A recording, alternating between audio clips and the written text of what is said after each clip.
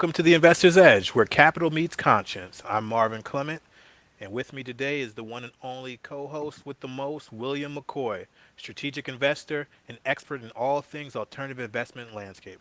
Will, great to have you, brother. You too, brother. You are one of the most intelligent investors I've ever met. Love doing this podcast with you, Marvin. Love the suit, brother. You know what I'm saying? I see you. I'm a Burlington Coat Factory All-Star, baby. What y'all? That's how you keep Inve- that money, That's how you right? keep That's how that you keep the investment money. money. There you go. Right, right. Yeah. Well, always good to be with you, Marvin. Today's topic hits at the intersection of technology and power and opportunity. Stacey Abrams recently sounded the alarm about how AI can be misused as a tool for authoritative control, right?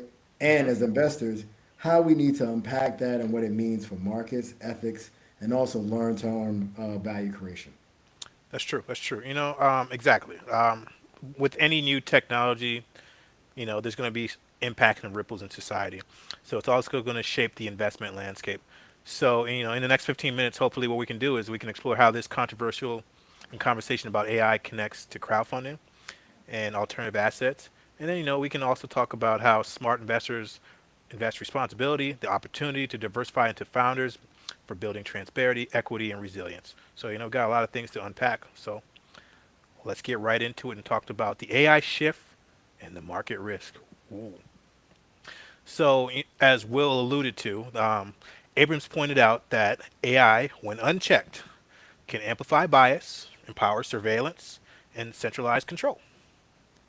Those are not really good things. So, modern algorithms dreams, but for investors, that's a signal because whenever power concentrates, markets become fragile, and when fragility raises, opportunity emerges elsewhere. So, the key thing is, are you aware of when the fragility rises? And also, that is the key, right? Like every time something, technology threatens centralization, whether it's industrial and a monopoly, social media dominance, and we see that, right? Like, give you an example. A lot of black founders are coming online and talking about how they're being censored when it comes to things, and they're not seen, they're not being seen. And there's a specific company out there right now. There's a social media marketplace up and coming called Fanbase, and it was built by a black founder because of that reason, right? The one weren't getting paid what they should have been, and then two, their voices are really being stifled on these social media platforms. Well, this is being funded by what we call an alternative market. He's placed his company on a broker dealer platform that allows people to crowdfund and also impact his startup, decentralize how people are able to invest, right, and then give that founder diversity that people are looking for. So it's risk management because it is being regulated by an SEC crowdfunding platform, but it also gives diverse founders the opportunity to be able to put their ideas out there that's going to be impactful for their audience. Yeah, Will, yeah, like you discussed, risk management's a big thing. You're not just investing for altruism, which is fine to do. That's good. Investing isn't just about doing good, but you have to hedge against a system that could become too concentrated, too opaque, too brittle. And these are the things that are the opposite of agility. So, the smarter your diversification, especially across, founders with different lenses and live experience, then the smarter your diversification, the stronger your long-term resilience is going to be. Absolutely, that is you absolutely hit it on the head, Marvin, with that.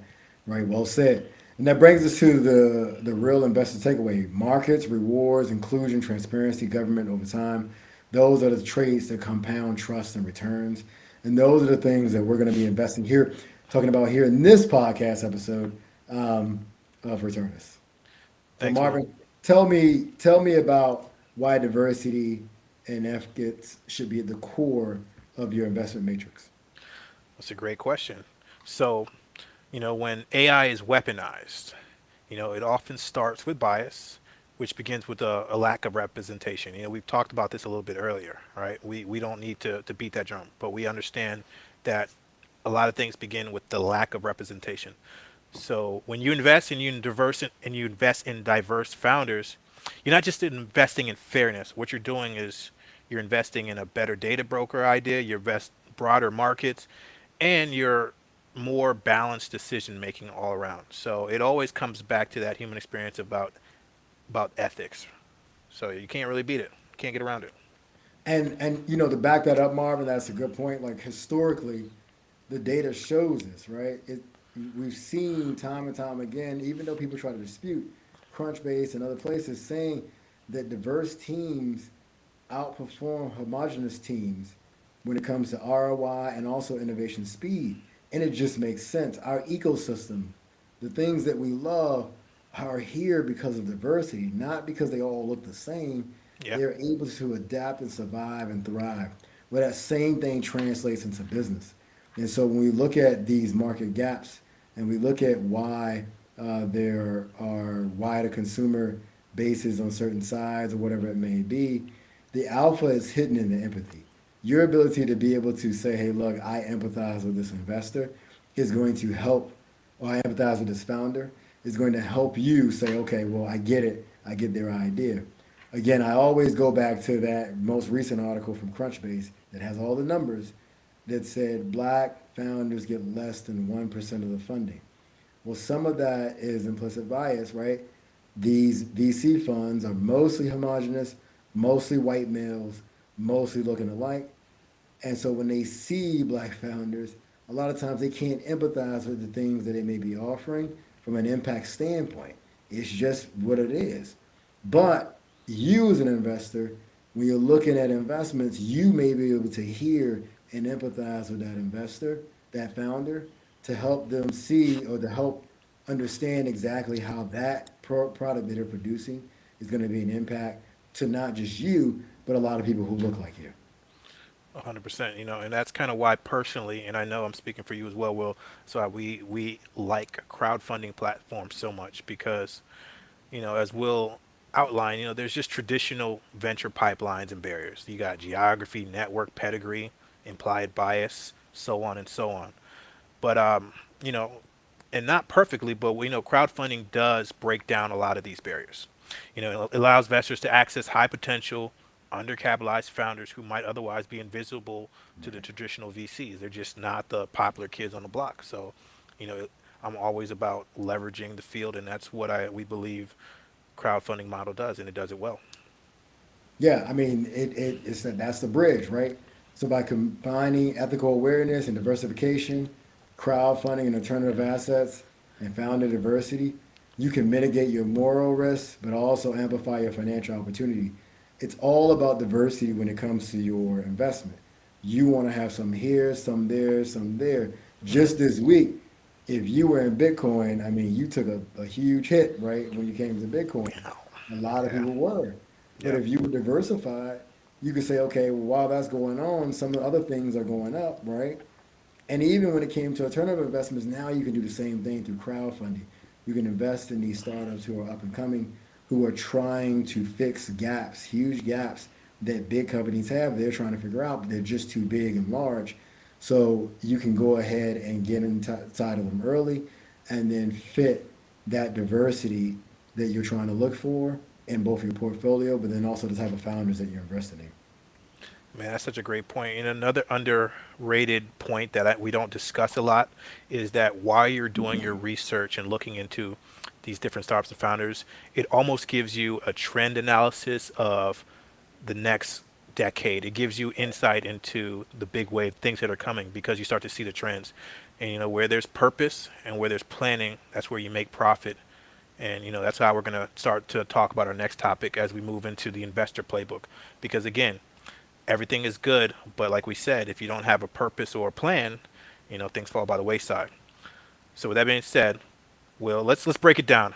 How should investors approach their portfolios now that AI, ethics, and inclusion are all converging forces? So, three key principles that investors want to keep in mind. One, they want to allocate to ethical tech, right? Companies Hmm. that are designed for transparency, security, inclusion will be the future, right? We know one of the biggest markets right now in the world is Africa.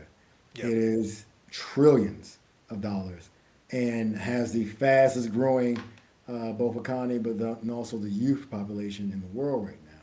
Well, that's a way that you can allocate to ethical tech, right? Diversify across founders. Look for founders who look different than what you are typically seeing as far as founders. Yep. These founders will have different perspectives. So that may be a woman, that may be an immigrant, that may be a black male, that may be whatever, right?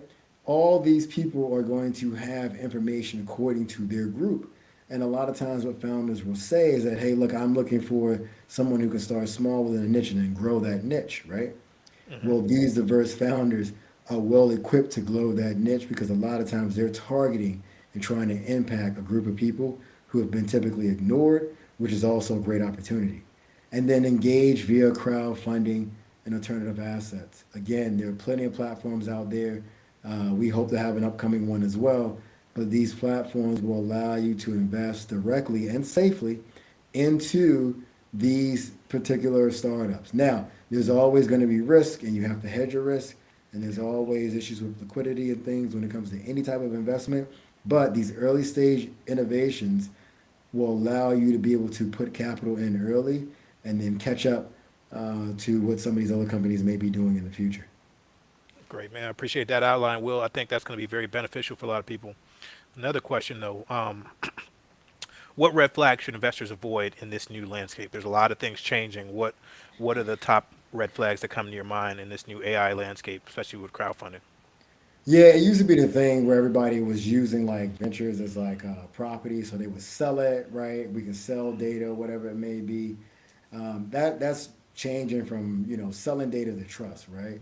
Avoiding leadership teams that lack governance or structure. So what that means in real time is that you should be able to, as an investor, see what the structure is very clearly, who is running what, where it may be, even things when it comes to like written supervisory policies, written supervisory procedures and policies. You want to make sure that that governance is there and it's well written and well organized, and then also avoid platforms that articulate how to manage um, how that can't articulate how they manage compliance risks or social impact. Those are early signs of future volatility with that company, because if you don't get it right in the beginning, if you don't have those building blocks in the beginning, it's hard to put them back in place once the company's running, right? Up and Yeah. running, get your money and everything else. So you want to start with that with the beginning in mind. What do you think, Marv? Yeah, that's a good point. I think that's a great gem out there for everybody listening.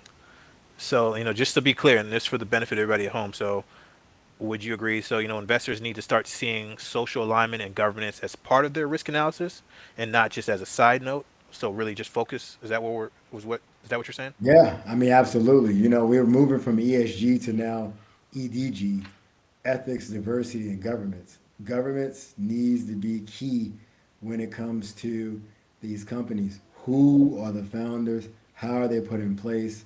What are they doing? Not just, ragtag team put together, but some team that's well grounded around the policies, right? Yeah. And then, you want to audit your portfolio, right? You want to make sure that you're looking for investors who are concentrating obviously on AI, right? But obviously with AI with some type of purpose in mind, not just we got AI, right? But what does that Yeah. AI do? How is it measurable? How does it how's it used to increase efficiency? Like we talked about in the former podcast, those type of things. Love it. Love it. So, we've come to one of my favorite parts of this segment because this is when we leave you all back home with an action plan. All right, so investors, here's your three-part action plan and your takeaway from today's episodes. Will, take us there, please. All right, so step one, audit your portfolio, look for current allocations. How many of them are concentrated in companies or sectors that could be disrupted uh, by unethical AI or centralized power? Shift 10 to 50% into decentralized and inclusive innovations. You're up next, Will. Marvin.